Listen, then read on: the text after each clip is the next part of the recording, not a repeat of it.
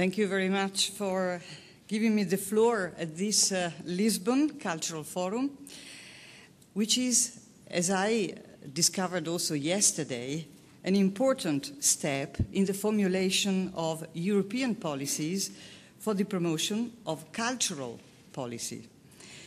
We welcome very strongly that the European Union takes steps to invigorate its cultural agenda, as has been done by the Commission through its recent communication. The Council of Europe, which I represent here again today, is a pan-European intergovernmental organization which covers 47 member states, and essentially, as I said yesterday, our mission is to strengthen human rights, democracy, and the rule of law. Culture occupies a central place, in our view, in this mission of promoting human rights, democracy, and the rule of law, because it is culture that imbues our political and social environment with meaning, historical background, and future perspectives. Thank you for the opportunity to share with you, first of all, a few brief reflections on cultural diversity and multilingualism. The organizers of this forum have asked the question whether multilingualism should be promoted more strongly at regional, national, and European level. The answer is, of course, yes. Much more needs to be done to promote multilingualism, not just in order to promote cultural skills in a narrow sense, but also in a wider context. The theme, incidentally, is particularly appropriate these days, since the 26th of September is the day when we celebrate the European Day of Languages, a follow-up to the European Year of Languages, which was organized jointly by the Council of Europe and the European Union in 2001.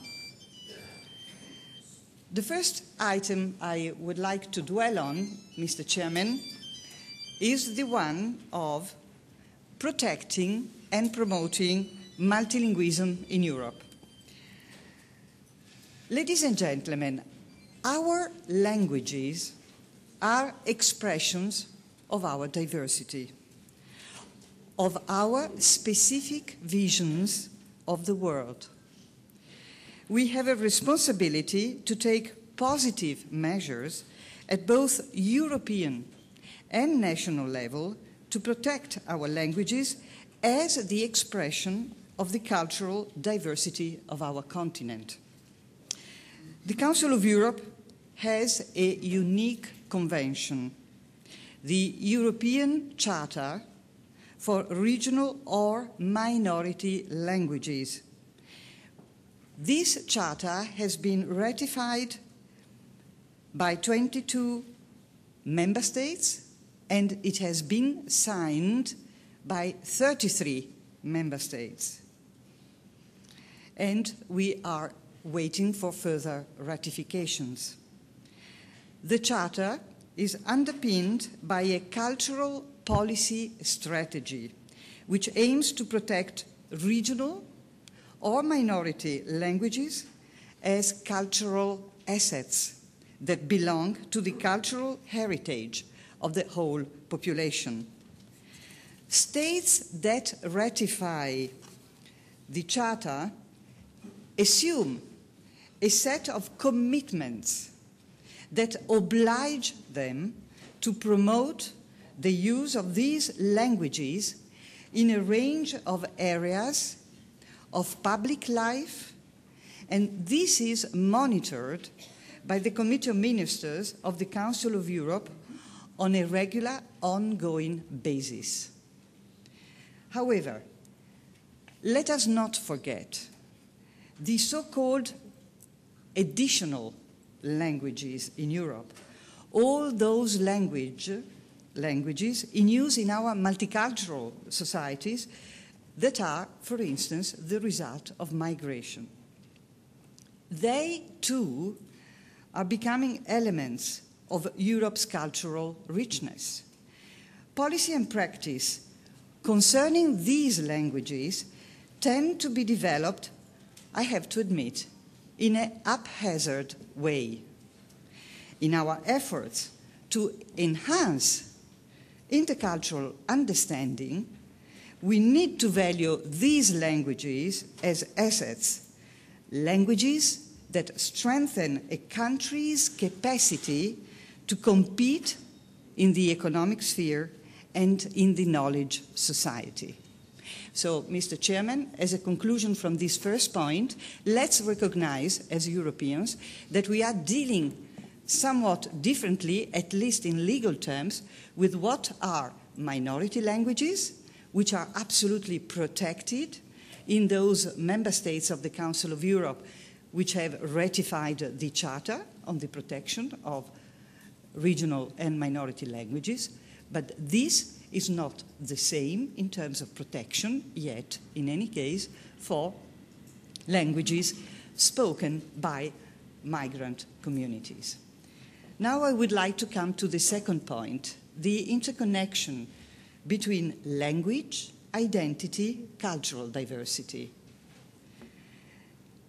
Language policies are concerned not only with the communication function of language, but also with the equally important identity function. In acquiring languages, individuals acquire the vision of their world that a language expresses.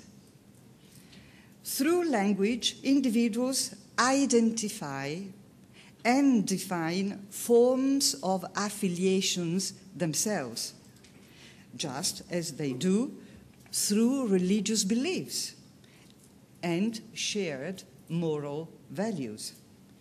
And people are identified through the language they speak.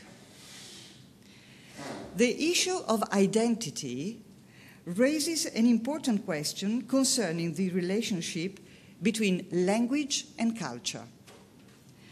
With the emergence of the nation-state in the 19th century, there grew up an assumption that each state should have one language and one culture expressed in that language, even though there were, of course, many exceptions. In the culturally diverse societies of today, can we really maintain the assumption that there is a simple one-to-one relationship between language and culture? Can a single language not express several cultures? In this age of globalization, perhaps, a single culture may find expression in different languages.